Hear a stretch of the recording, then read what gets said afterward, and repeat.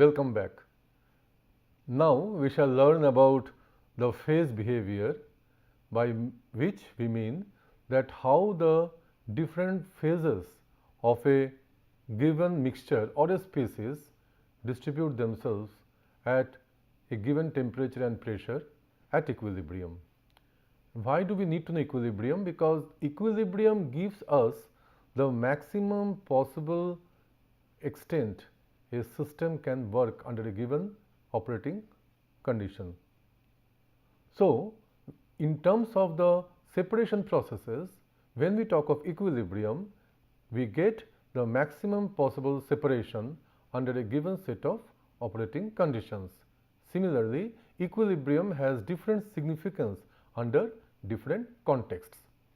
Now, this equilibrium behavior can be there for the pure components as well as for a mixture of components. First, let us go to see the equilibrium phase behavior for the pure components.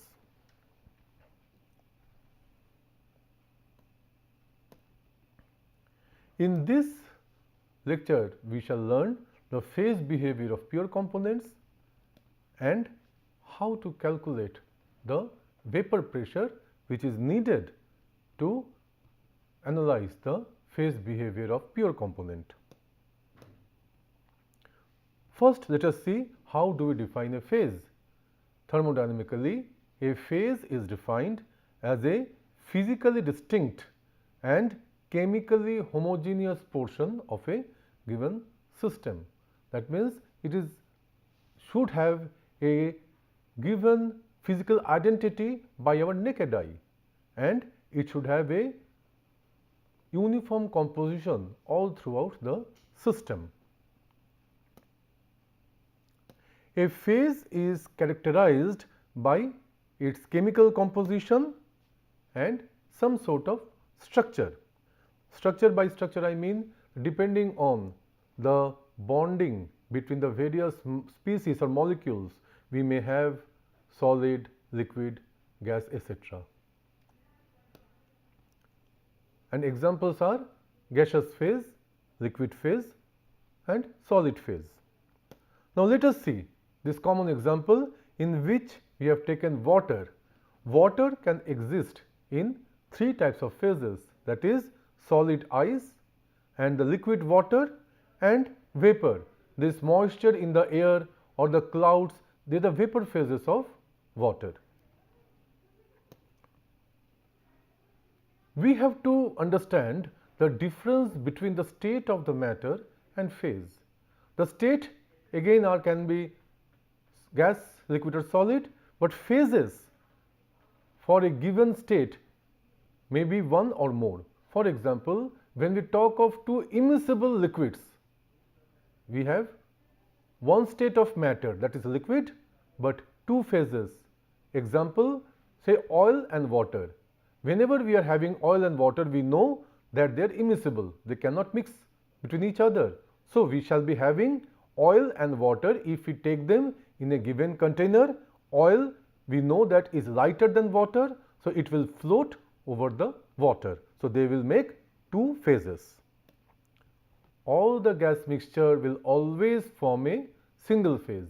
Whatever gas we might be having, suppose in air you are spreading say carbon dioxide, it will mix and they will form a single phase.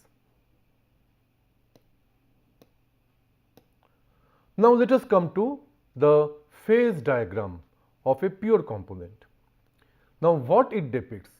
A phase diagram shows the existence of two or more phases of a system at equilibrium. We make the phase diagrams always for equilibrium.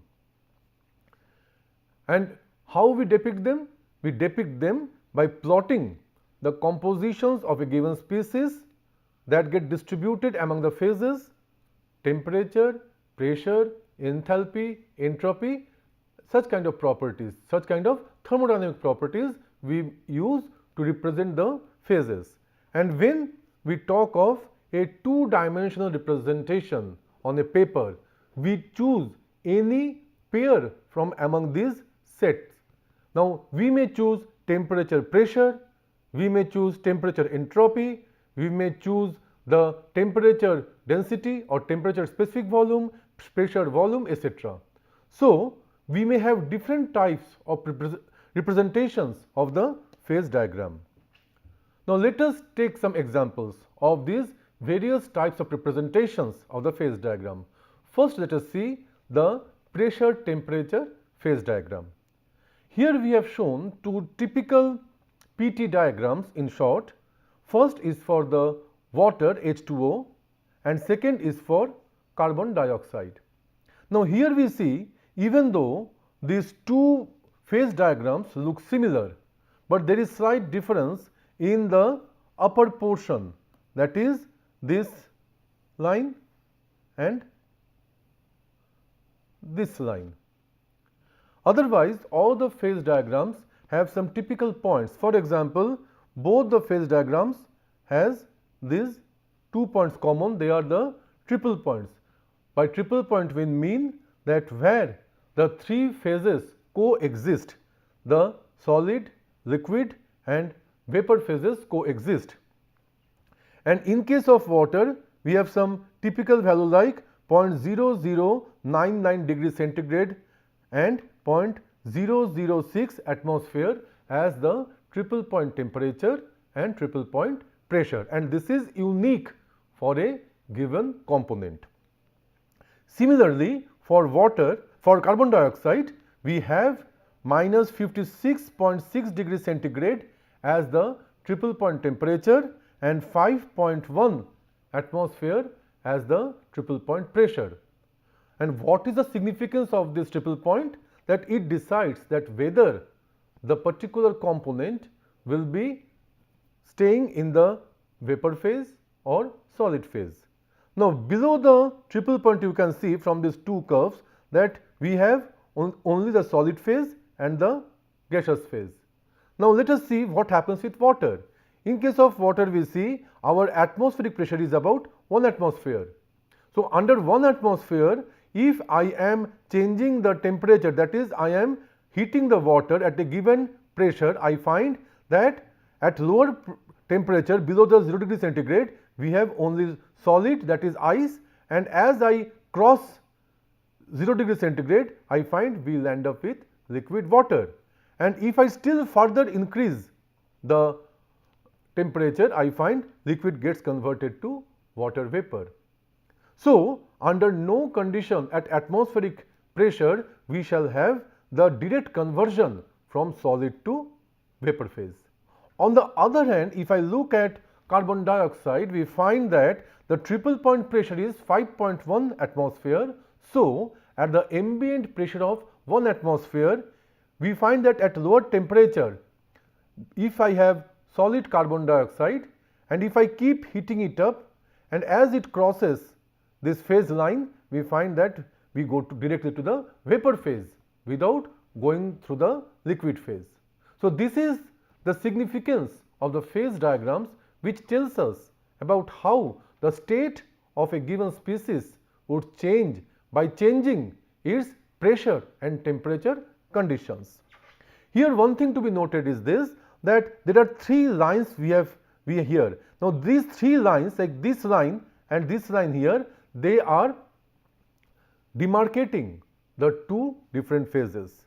Like for example, the line between the solid and the gaseous phase is the sublimation line. Sublimation means the direct conversion of a solid into vapor state. We know some examples like iodine, like solid carbon dioxide, they can get converted directly from the solid phase to the vapor phase without going through the liquid phase. Then we have another line between the solid phase and the liquid phase, that is the fusion line or the condensation line. And similarly, we have the between liquid and the gas, that is the vaporization line. So, this way we have different types of lines which are demarcating the various states of the matter.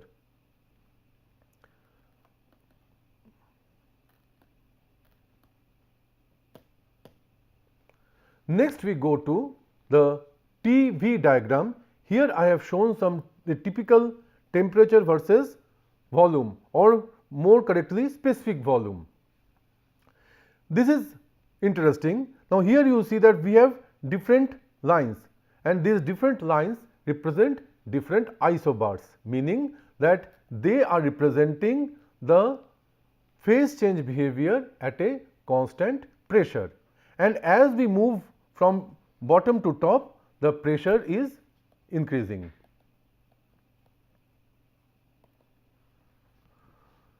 Now let us see what happens at a given pressure. Suppose we start with a liquid state. For example, we start with water. Now as I heat up the water at constant pressure, which we can easily do at our home or laboratory by keeping the vessel open to atmosphere. So it will be at constant pressure. So at constant pressure, if I heat water, I will find that initially the temperature of water will increase due to sensibility transfer, and then at one temperature I will find the temperature stops increasing, but we will find that this water will be going through two phase region. So within this line we have both the liquid and vapor phases, and during this conversion of the liquid to vapor we will find that there will not be any change of the temperature, and ultimately at this point we will find the last drop of the liquid water will get converted to vapor, and then this vapor will again start going, the temperature will start increasing due to the sensibility transfer. So in this region and this region we have the sensible heat transfer, whereas in this region we call it the latent heat transfer, means there will not be any expression of the heat transfer because it is being consumed for the phase change. Okay. Now this temperature at which this phase change is taking place is the, we call it the saturated temperature T sat.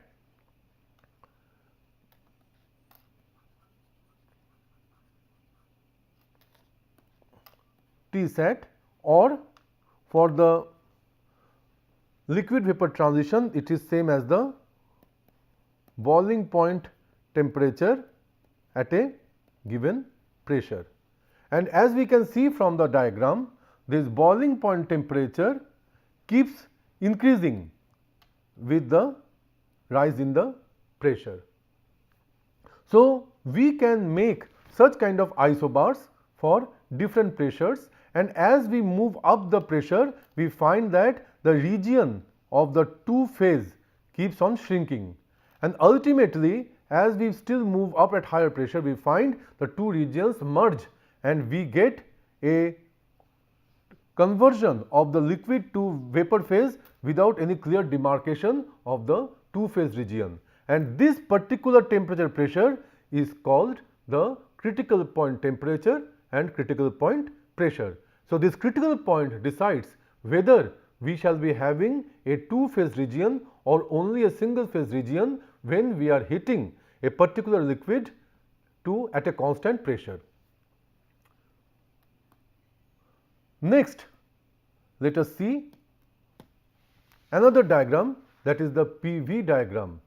In this PV diagram we know that we are again plotting the pressure versus volume, and this pressure versus volume we see that we have again at, unlike in case of temperature, at higher temperature we have vapor, at lower temperature we have liquid at a given pressure.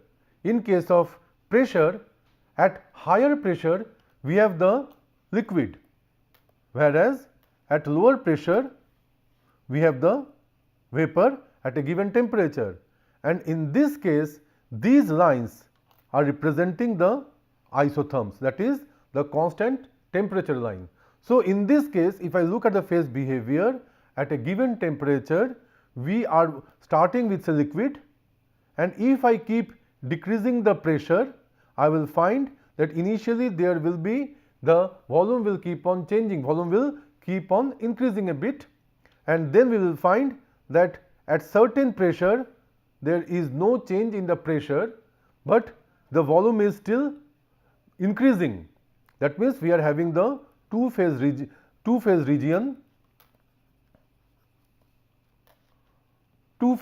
region, and if I still decrease the pressure, we will find we are having the vapor. So, from a liquid state, it has gone to the vapor state. Now, in these two diagrams, the common thing is this: there is this transition of the pure component from the liquid to the superheated vapor via a two-phase region. In case of this PV characteristics, this liquid is called the compressed liquid. Now, in case of the temperature volume phase diagram, similarly we have a compressed liquid region, but this is also called subcooled liquid. So, compressed liquid or subcooled liquid represent the same state of the material.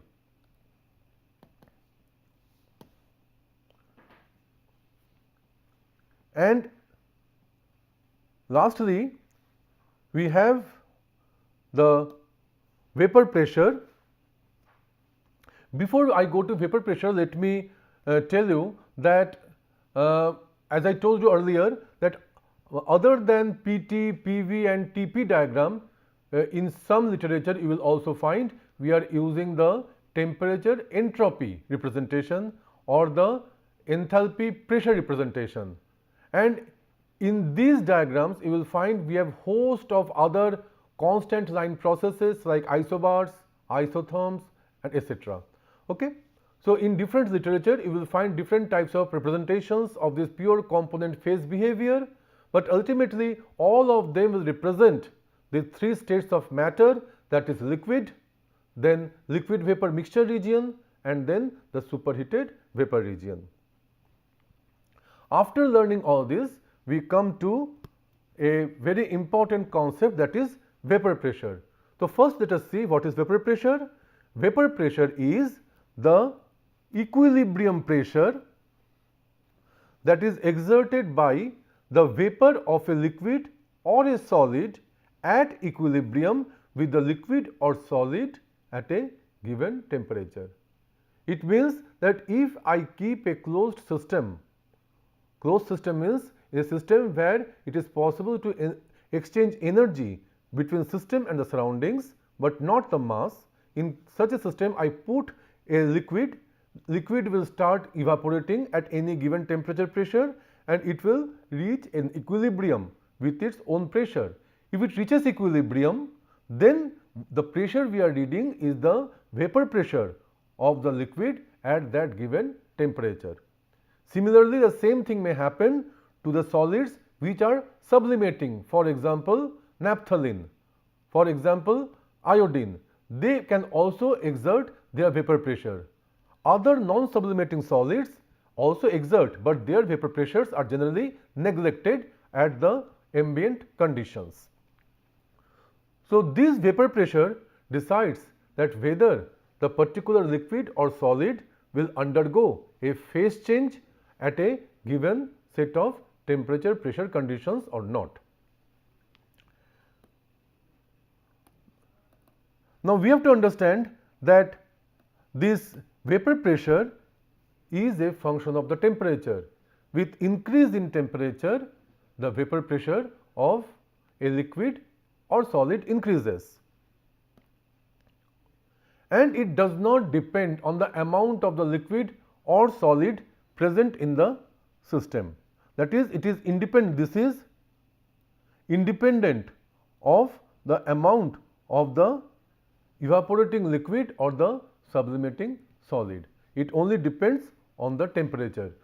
So, this vapor pressure is an intrinsic property of the particular system, which does not depend on the amount of the system.